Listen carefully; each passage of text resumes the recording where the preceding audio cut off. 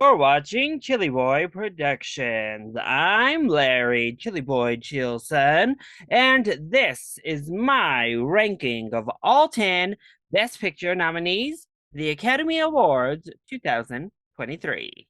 Now, before we get into this ranking, make sure to go ahead and click that subscribe button down below so that you can chill with me on each and every one of my latest videos. The Academy Awards have announced their official nominees for this year's ceremony, and once again, we are guaranteed 10 films in the Best Picture category. Thankfully, this was yet another year that I actually have seen all 10 of the nominees before the actual nomination announcements even happened, so I'm able to jump in and get this ranking out pretty quickly before we get on to the rest of award season. Just a reminder, this is not a prediction video.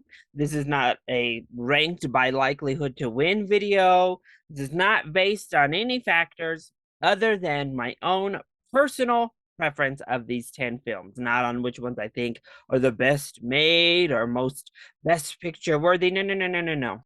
Simply put, this is my ranking of how much I enjoyed each and every one of these films. I'm sure your ranking is going to look quite different, and I'm very excited to see everybody else's rankings in the comment section down below.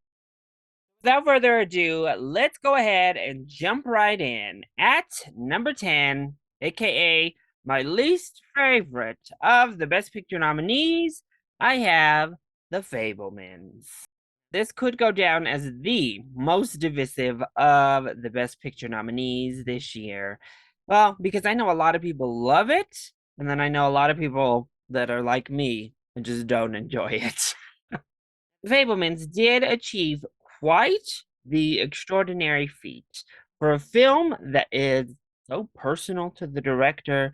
The story is so intimate to his actual life.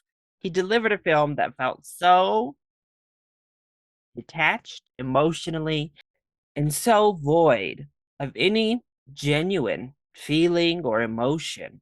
Fablemans is beautiful to look at, and it has this stunning direction we've come to know and love from Steven Spielberg, but the script felt so artificial. It was overwritten left, right, and center, giving off this very stage play artifice. The acting was quite overwrought from nearly everyone, save for maybe Paul Dano, in my personal opinion. The conversations felt real, bounced back and forth between the power of cinema and filmmaking with homewrecker life, and then just at the end, Spielberg lapsed back into his West Side Story days and gave us a West Side Story snippet. I expected them all to jump out into song and dance when we got to that California high school. It's really disappointing and really shocking for a film that Spielberg, loosely based on his own experiences and own life, came across feeling so impersonal.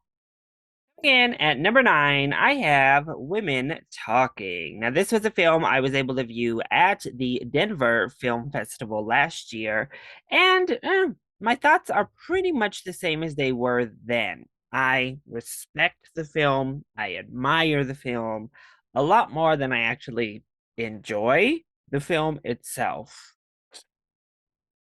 Women Talking has some important discussions happening, some amazing performances that unfortunately have by and large been overlooked in every single ceremony, and great moments throughout. It's a really interesting concept at its core. However, it fails to translate this intricate script into an interesting film by and large. It takes place in one barnyard, and unlike other films that have the one stagnant location, well, it doesn't overcome that to feel more cinematic. Setting and timeline of the film are also very strange. I think the screenplay is really good and explores important issues, obviously. I also find this film to be quite overwritten. Once again, very little of it feels natural or lived in, even though we're dealing with a quite personal and real topic. I also personally was not a fan of the cinematography here. I didn't like the color grading, that like very washed out color palette. I understand that they were trying to match the tone of the film. It just came across as unappealing for me. But the original score, oh, chef's kiss, amazing. As I said, I admire this film a whole lot more than I actually enjoy it. And at number 8, I have Elvis. Elvis is quite the quandary for me. Honestly, there are so many things I actually love in this film, and there are a lot of things that I just either don't like, period, or find frustrating, if you will. Austin Butler, of course, is absolutely delightful as Elvis himself. The impersonation is seamless, the makeup work is gorgeous. He looks gorgeous. On the other hand, everything about Tom Hanks' performance is terrible. One of his worst performances to date. Yeah, I would say probably even worse than his Geppetto, because that was mostly just sleepwalking. This seems like he tried, and I don't know what he was trying for. Editing ranges from really fun and cool to absolutely nausea inducing. The cinematography, likewise, looks awesome, somewhat innovative, down to cheap gimmickry. The story itself gives us a real life look into celebrity lives that still seems relevant in the days of Free Britney. That same screenplay also chooses to completely absolve the main subject of the film, Elvis Presley, of pretty much any of his wrongdoings in life, instead pawning everything he ever did off on the colonel, making Elvis seem like he had no real autonomy over any of these choices that he made or the things that happened throughout his life. He was just an innocent bystander in the wrongdoings of his own life. Well, Elvis is a fun film to watch. It does hit you emotionally by the end. That screenplay is just too shoddy in favor of making him this hapless victim. Obviously, I own it, so it's one that I'll definitely revisit and give another go at, unlike the two below it on this list. And that's why it comes in at number 8. Coming in at number 7, I have Top Gun Maverick. Now, I know I'm rocking the shirt, and I've got the steelbook on display here, so you might have been expecting Top Gun Maverick to be quite high on this list. Should be told, this is the only Best Picture nominee shirt I own. So ultimately, I think Top Gun Maverick is a technical achievement. It's a beautiful film. It's a lot of fun. It's gripping. It's exciting. It's a good time at the movie theater. And that was it for me. That's about as far as Top Gun Maverick went.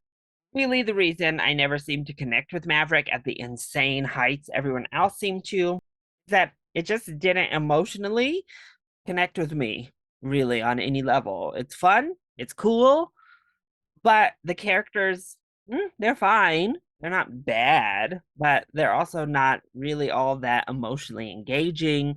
The story, we've seen it, we know it. Performances are serviceable. And then we have that love story that should have been written out of the film that really drags everything else down. Had a lot of fun watching Top Gun Maverick in a movie theater, and then really just kind of wondered what the hype was that everyone thought it was one of the best things to come out this year. But to each their own. I'm sure for many, this is the best of the 10. For me, it comes in at number 7. Again, at number 6, I have Avatar: The Way of Water. I need to admit, between numbers 7, 6, and 5, I swapped these all three around quite a bit, actually, because I think they all have some really high strengths and some things I think they don't do so well. And so they all jumbled up a bit. But ultimately, I decided to put Avatar: The Way of Water above Top Gun Maverick because I actually think the emotional heft works a lot better in this film. I actually cared about this family this go round, which is saying something because, in honesty, I just cared about the allegories in the first one, and that was it. The characters, I couldn't think or name one if you tried me back when it came out. This time around, well, I still can't really remember the kids' names, but I still felt for them. I still was attached to this family. Jake Sully and Nate Thierry are characters that have certainly grown on me since watching that first film. Obviously, the visual effects are stunning and fantastic. And unlike Top Gun Maverick as well, this film has like a deeper message. It has more depth to it than look at the big blockbuster spectacle. We're dealing with colonialism once more. We're dealing with environmental issues, and this time there's a really emotional scene about whaling in this film that hit home with me as I watched.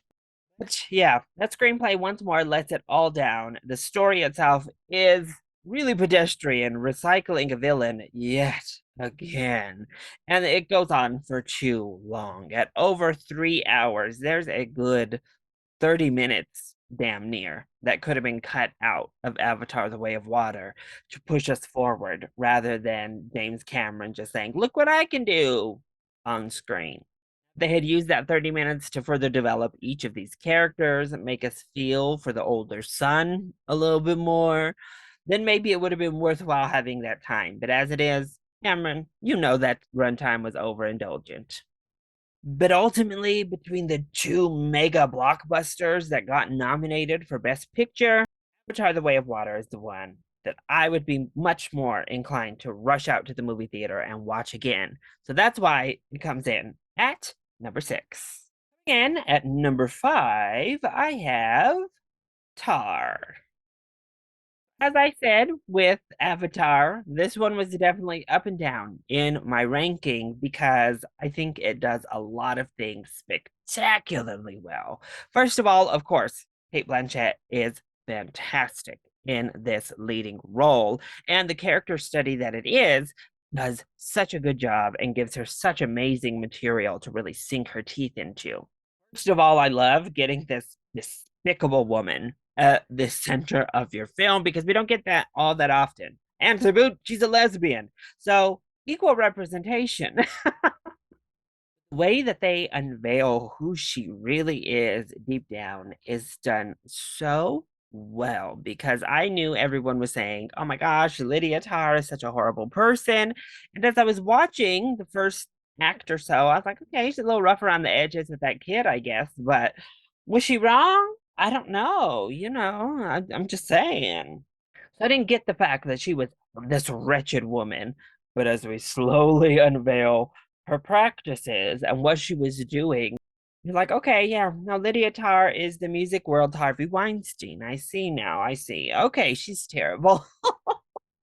And it made that ending just got punch. Seeing this woman just losing her mind up on that stage was amazing. And then getting that full circle moment with what she's doing in that final moment is fantastic. And some really great screenwriting to tie it back in. Unfortunately, much like Avatar, actually, there's a good 20 minutes or so that should have been cut out of this film. We meander far too long through the second act and the center stretch of Tar, where we're not really developing her character more. We're not really getting a whole lot more insight. It just feels like we're repeating steps and repeating story beats.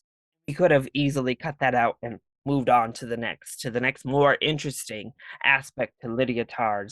But as it is, I think the highs are just so high with this film. I certainly was invested and intrigued from start to finish. So that's ultimately why Tar made it up to number 5.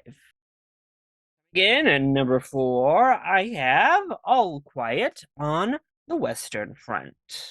May have to strike this line from my vocabulary after too long, because after 1917 and this film both getting in for Best Picture, and me loving both of them, maybe I like war films a bit more than I thought, because generally, when I hear it's a war movie, I'm not really interested in watching. But to be fair, both of those are kind of anti war movies, so maybe it plays a little bit more to my own personal feelings.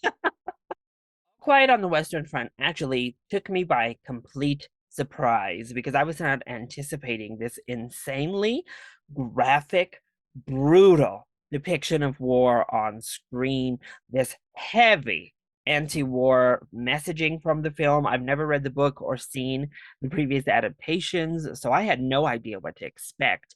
And it completely took me aback. It was daring, it was beautiful in its brutality. I loved the characters and found myself extremely invested in their plight and journey. Original score was fantastic. The cinematography was beautiful, and the acting from everyone here on board was a delight. A true emotional gut punch, and that ending really sealed the deal. Now, I do think we go on one too many little side missions of just like bopping around, and those tend to slow things down and ultimately actually lead to one of the most depressing deaths in the movie near the end because it is pointless. But of course, these little side bopping around moments definitely add to a decently long runtime as well. But overall, I was pretty much fully engrossed in All Quiet on the Western Front and emotionally just wrecked after that final moment. So, kicking off my top three, at number three, I have Triangle of Sadness. Last year, we had a lot of Eat the Rich satire films. And out of all of them, if you've watched my top 10 of the year, you'll know Triangle of Sadness was, in fact, my favorite of the little subgenre. In fact, all of these top three films made my personal top 10 favorite films of 2022. I loved Triangle of Sadness. I loved the satire. I was howling in the movie theater. I thought it was absolutely hilarious. Everything that happens on that cruise ship is laugh out loud, gut bustingly funny. Yeah, it's pretty gross. And usually, the straight up gross out humor, not for me, not my jam. But when it's this well done and well handled, yeah, I was still kind of like, oh, as I was gagging, I was still kind of laughing along as well. Harris Dickinson is as delightful as he is beautiful in this main role. And of course, once we land down on that island, Miss Dolly De Leon takes over, not only in our film, but she takes over our hearts. She is a revelation in this film. Now, I will say, we spend too much time on that island. The film drags on for about 10 minutes, maybe even 15, too long in that final act on the island. You feel like you're coming to a close, a natural conclusion a couple of times, and it just keeps pushing on. You're like, oh, okay, the structure here is a little much. I had so much fun on that damn island. I had so much fun on that boat. I was laughing right in the face of all these rich people. Thought the commentary on living the life of richness was done expertly well and flipped on its head in a beautiful manner. Now, in my runner up position at number two, I have The Banshees of Inisherin. Martin McDonagh is back and delivering another fantastic dark comedy. The Banshees of Inisherin shows the writer and director back in true top form. Colin Farrell is fantastic in this leading role. He had a fantastic year all around in 2022, and it capped off with this potentially Oscar winning role here. His first ever nomination, and I think it came far too late than he deserved, but I'm glad it happened for a really subdued, pitiful, heartbreaking role like this. Carrie Keoghan, Carrie Condon, and of course Brendan Gleeson are all stellar as well to make up a fantastic ensemble that at equal parts had me feeling uncomfortable, had me feeling sad, and had me laughing hard, howling at the screen with this dark comedy. It truly fits the bill of that title. Now, I'd be remiss not to mention Miss Jenny the Donkey, who is stellar here, but it's the screenplay, the premise that delivers so beautifully. This dark fairy tale unfolding. Never quite sure how far we're going to go, how literal any of it's going to be as we delve into this really kind of heartbreaking idea of the loss of friendship, of insecurity. And that allegory hits hard and hits well throughout this film. Donna knows how to bring toxic people in toxic situations to the big screen in the most fascinating ways imaginable, and that is fully on display here with The Banshees of Inisherin. And coming in at number one, my favorite film nominated for Best Picture is Everything, Everywhere, All at Once. Yeah, if you followed this channel, you already knew what it was going to be. Obviously, if you've seen my top 10 films of 2022, you knew what it was going to be because Everything, Everywhere, All at Once was easily my favorite film of the year last year. Nevertheless, just these Best Picture nominees. I just need to start off by saying how amazing it is to have my actual favorite film of the year not only be nominated for Best Picture, but have a pretty good chance at winning. That's amazing and doesn't happen very often. So I'm really relishing in it right now.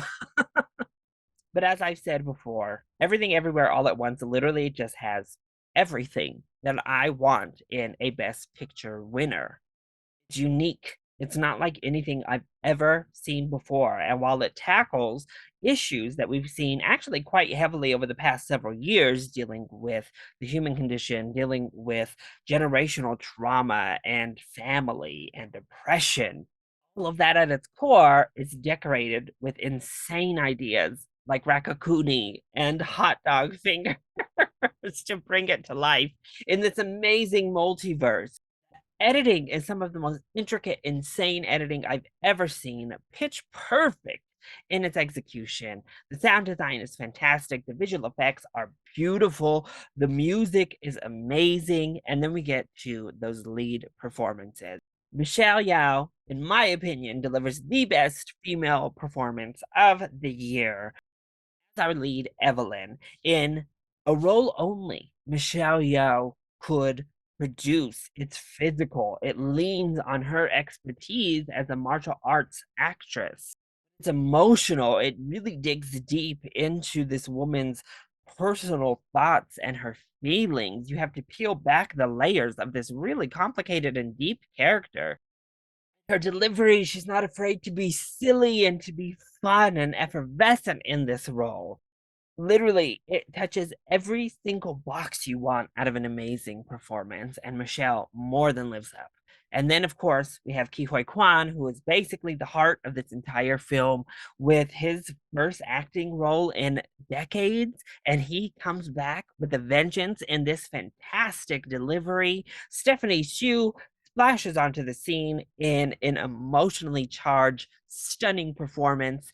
And yeah, I even think Jamie Lee Curtis is good. It's out there. It's funny. It's wild, but it's heartfelt. It's deep. It's profound. It's beautiful. Never has a film made me feel so emotionally invested by putting two rocks on the screen. I never thought I could feel for people with their hot dog fingers. Feel sorry for an animatronic raccoon. Film is literally everything, everywhere, all at once. It lives up to that title. It still blows me away. Every time I watch it, I find more to love and to admire about this crazy, wonderful film. And none of the other Best Picture nominees come close to how much I loved Everything Everywhere All at Once. That is why it is easily my pick for the Best Picture nominee of 2023. So that is my ranking of all 10 Best Picture nominees. I hope you enjoyed it. If you did, go ahead, click like down below and subscribe to the channel so that you are always up to date on all of my latest videos. Also, join in on the discussion. What is your ranking of the 10 Best Picture nominees? Let me know either in the comment section down below, or of course, you can hit me up on Twitter. I can't wait to see your lists, and of course, I cannot wait to jump into predictions and get to the actual ceremony in March. So make sure you're subscribed so we can go on this awards journey together. I love you all so much for your continued support. Thank you for watching, and we'll see you next time. Bye.